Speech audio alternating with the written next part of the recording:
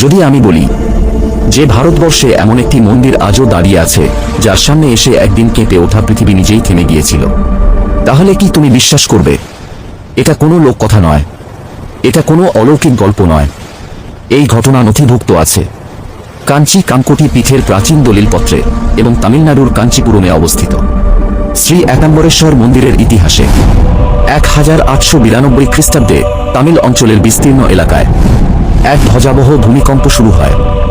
মাটির বুক ফেটে যেতে থাকে, বাড়িঘর ধসে পড়ে, মন্দিরের চূড়া কাঁপতে থাকে এবং গ্রাম থেকে গ্রাম মানুষ প্রাণ বাঁচাতে ছুটতে থাকে। লোকেরা তখন বলছিল এ যেন পৃথিবীর রুদ্ররূপ। কিন্তু সেই ধ্বংসের মাঝেই ঘটে যায় একটি অদ্ভুত ঘটনা।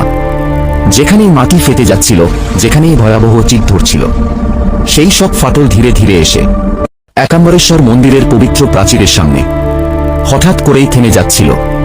মনে হচ্ছিল যেন অদৃশ্য কোনো সীমারেখা পৃথিবীকেই বলে দিচ্ছে এরপরে আর নয়। এই খবর পৌঁছায় কাঞ্চি কাঙ্কটি পীঠের তৎকালীন শঙ্করাচার্যের কাছে। তিনি ছিলেন মহাস্বামী শ্রী চন্দ্রশেখরেন্দ্র সরস্বতী। তিনি সঙ্গে সঙ্গে ঘোষণা করেন মন্দিরে রুদ্রাভিষেক শুরু করতে হবে মহামৃত্যুঞ্জয় মন্ত্রের অবিরাম নির্বচ্ছিন্ন জপ। মন্দির প্রাঙ্গণে দিনরাত এক মুহূর্তে বিরতিও না রেখে শুরু হয় অখণ্ড জপ। স্কন্দ পুরাণে বলা হয়েছে যেখানে মহামৃত্যুঞ্জয় মন্ত্রের ধ্বনি নিরন্তর প্রবাহিত হয় সেখানে পৃথিবীর অস্থিরতা প্রশমিত হতে বাধ্য। আর আশ্চর্যজনকভাবে সেই রাতের পর থেকেই কাঞ্চি অঞ্চলে ভূকম্পনের তীব্রতা কমতে থাকে। ধীরে ধীরে থেমে যায় ঝাঁকুনি, মাটির ফাটল আর নতুন করে বাড়েনি।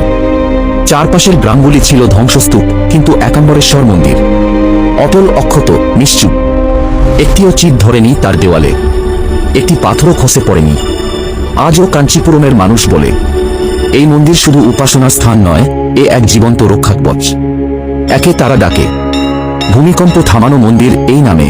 এখন প্রশ্ন শুধু এটা নয় যে মন্দির কি করেছিল, প্রশ্ন এটা তুমি কি কখনো ভেবেছ শব্দের কম্পন মাটির কম্পনের থেকেও শক্তিশালী হতে পারে? কারণ এখানে আমরা শুধু গল্প বলি না, আমরা ইতিহাসের সেই সব চাপা পড়ে থাকা অলৌকিক সত্য খুলে দিই যেগুলো আজও পৃথিবী মনে রেখেছে।